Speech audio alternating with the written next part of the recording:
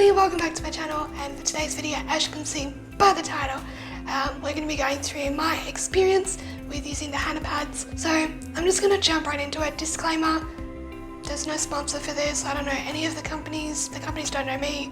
Well, I know the companies, but the companies don't know me. Yeah, they have no idea that I'm doing this. I just wanted to share my experience. I just wanted to share my experience and mine only, so that's another disclaimer.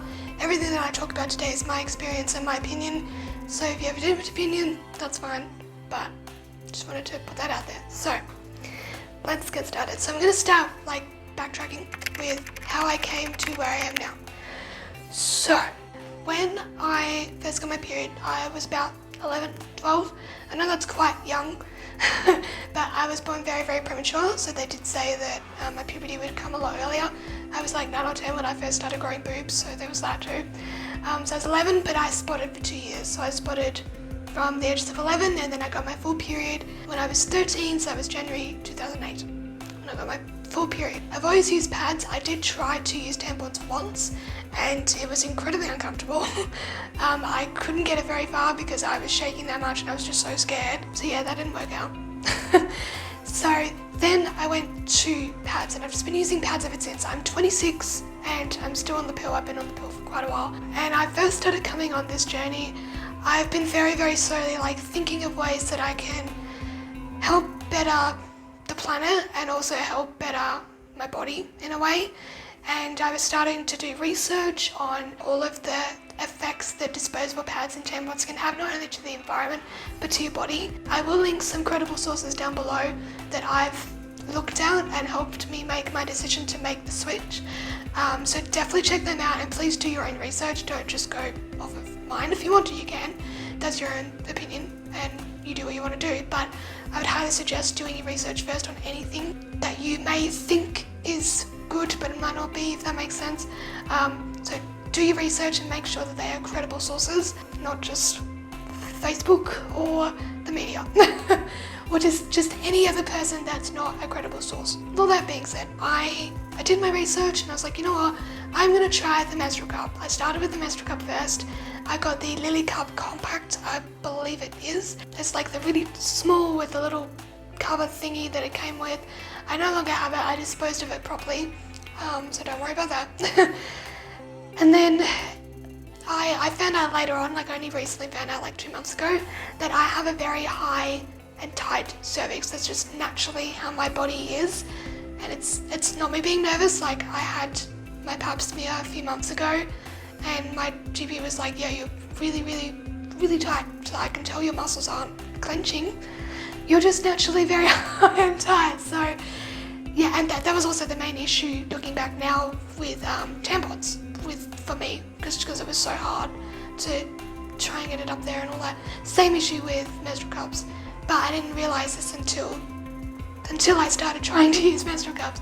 So yeah, that was the first one that I got, and it was really, really, really difficult to insert, and I was just shaking and I did get it in a couple of times, and the only times that I found was laying down, and I've heard that that's not the best way to insert a tampon because then gravity and stuff like that.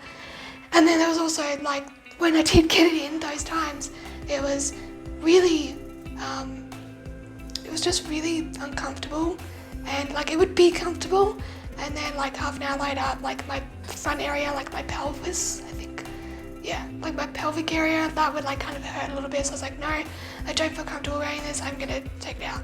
And then it took just as long to take it out than it did putting it in because my cervix is so high, and I don't have very long fingers, so it was really hard to hook in, and yeah, it was a struggle. So I disposed of them properly. I say them because I ended up trying another one, same brand, but just the first one, the Lily one. Again, same issues. So I decided to scrap them all together, and now I was kind of back at square one. I was like, what do I do? I didn't even think that there was... I think my idea of disposable cloth pads was the cloth nappies that babies wear. That was what was in my mind.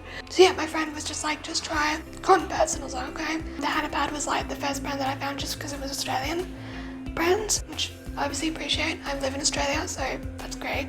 I didn't actually buy it through them though. I did buy a couple of things through them, but the one that I was looking at is the 4-week set. They did have it, and then for some reason when I went to buy it, they didn't have it anymore. So then I found a third-party website which is called Go for Zero. They are amazing. They don't just have cloth pads. They have all sorts of zero waste products. I will link them down below if you're in Australia. Definitely recommend. The HannahPads themselves are quite expensive, obviously, but for me personally, the quality and the money that I'm futuristically saving from in the future is truly amazing. Now going through my HannahPad experience. So I got the HannahPads and I got like I said, I got the 4-week set. So that comes with, I think it's 3 ultra pads, 5 medium pads, and I think 3 panty liners. And the good thing about HannahPads that I really quite enjoy is that they have all these different designs that you can choose from. I recently got 3 more ultras because I ended up giving away my panty liner ones to that same friend that suggested going cloth pad, and she says that they're great. So that's great for her, but they just didn't work for me. So when I first got them, I also got a stick of, it was like stain remover, but it was like a natural, zero waste one. I got that and I started straight away because I really wanted to use them in terms of like getting them ready, because I didn't have my period yet, but I knew that I was due, so I got them prepared at least. So what I did was I didn't actually have a box at the time, but I had just a glass bowl. I put it in my laundry trough and I put, I think it was cold water, and I just used a little bit of my detergent, which is just the Earth brand liquid. It's great, I use them all the time. So I put like a dab of that in, and I put all of my pads in, I let them soak overnight, put them in the wash, and then they were ready to go. And I just dried them on the line, and then they were ready to go when I need them. So my period came. And I was like, cool, I can actually use them. I'm so excited. I actually started to use them like I think the night before, because I had that feeling, because I often sort of know when I'm due for my period, like in terms of cramping and stuff like that. So I actually had the ultra one or the medium one. I think it was the medium one I had the night before, so I wore it overnight. It was really, really comfy. Like actual comfort in terms of the fabric was great, but for me, the medium one, the fit of it was a bit funny. I had to sort of adjust it a little bit to get used to it. And something that I'll note too, when I was doing my research that I found, not just from, actually there was one video that I watched on YouTube. I will link it if I can find it. Definitely go watch it because it's really, really, really informational, and it helped me a lot. So what she said, I don't know how credible she is, but in saying that, she said something that actually makes a lot of sense that I didn't really think of, and it's probably not a lot of us really think of, but if you're a pad user, you'll know that your period kind of does its own thing in terms of on the actual pad. It's kind of at the top, or some can be in the middle, some can be at the bottom, some can be at the sides. I'm all over the shop. So when you choose your pads, it's something that you have to think of in terms of the shape, because and the length, because you could be going everywhere and I go everywhere. So there's that. That's definitely something to look into if you are looking at getting these pads. Yeah, so then the next morning I got my period, and when I pulled my pants down, I didn't notice an odor at all. It was so comfy, incredibly comfy. I can't even begin to describe how comfy it was. But again, because the first 2 days I'm normally quite heavy, as most of us are, then I was like, okay, I'm going to try the Ultra. And the Ultra was definitely the most comfortable for me throughout my whole period, not just the start, because I had that extra sense of security in case of leakage. I had coverage all over. And I was wearing jeans and stuff like that, and I asked my partner, can you see anything? And he's like, no, I can't see anything. I asked my friends, and they're like, no, you can't see anything.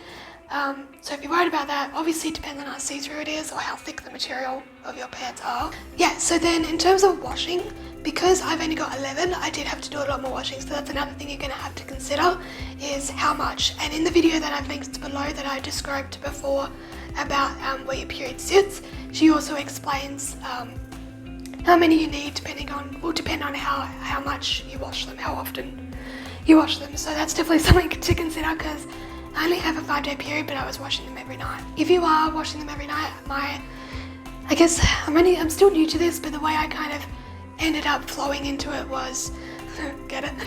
So moving into like the actual routine of it. So whenever I would change, which was only about 3-4 times a day, 3-4 hours that I would change. So then I would take the pad off, put the new pad on. I would take that pad and put it straight into my pre-prepared, ended up getting a container. Prepared that with, then I would put the pad in. I would sort of gently squeeze, I would roll it up and gently squeeze to sort of, if there's any fresh blood, to sort of wring it out a little bit, but not actually wring, because I didn't want to damage any of the like padding or anything that's in there. And yeah, I just felt more comfortable with just squeezing it. So then squeezed it all out, and then I just sort of left it in the water. I put a bit of detergent in there, the same detergent that I described before, it's the only detergent I use. And then I used some of the stick things. I didn't buy that, I got that with the full set that I got through Go for Zero. She actually sent me them, and she sent me a really sweet note, so that's really sweet of her, so thank you if you're watching. Thank you so much, it's so sweet. So yeah, then I would just sort of lay it on my laundry trough, and I would scrub all of the stains, and then I would leave it. Then every time I would change, I would do the same, then I would leave it. And then by night time, if I had to do it again, then I would scrub it. Then I also bought a laundry bag, a wash bag. I would put them in there, put them in the wash, and then hang them out to dry. I got a hook hanging thingy of 12. That really helped just to sort of separate everything. And I also never washed my clothes with them either. I did all separate, and then I would hang them out to dry on the little hangy thing, you know, all night. And then I would sort of be slightly damp enough for me to feel comfortable wearing for the next day. Now, the panty liners, you probably noticed before, I ended up giving away because I just never used them. I just was just comfortable with the Ultra and the panty liners, so, Ultra and the medium, sorry. So then I ended up ordering more of the Ultra because, like I said before, for me, they are just so much more comfortable. In terms of length, I probably leaked a couple of times, but again, that was only with the medium, and if it was with the Ultra, then it was just the way that it was sitting, like pretty much any pads are if you leak. The other good thing that I like about cloth pads in general, whether they're Velcro or like my ones that are, what do you call them, clipped, is that you can actually just move them. Whereas disposables are a lot harder to move because it's, you know, it's sticky and it's just hard to move and it's just gross. So if you need to move them, you just slide it, and it's great to readjust if you need to. So I found that really helpful. Yes, I will eventually add a lot more of the pads as well. I'll end up having a collection of them so that I'm not washing as much. But yeah, that's kind of how I dealt with it. But do your own research. And again, make sure it's credible, because yeah, what somebody else experiences may not be your experience and may be very different. So just keep that in mind. And yeah, honestly, I'm so glad that I made the switch. I wish I had done it earlier, I really do. So I think that's going to be it for me today. I hope I covered everything. I don't know if I did. I really just want to share my experiences with you guys today, so I hope you enjoyed it. Thanks guys so much for watching, and I will see you in the next video. Bye.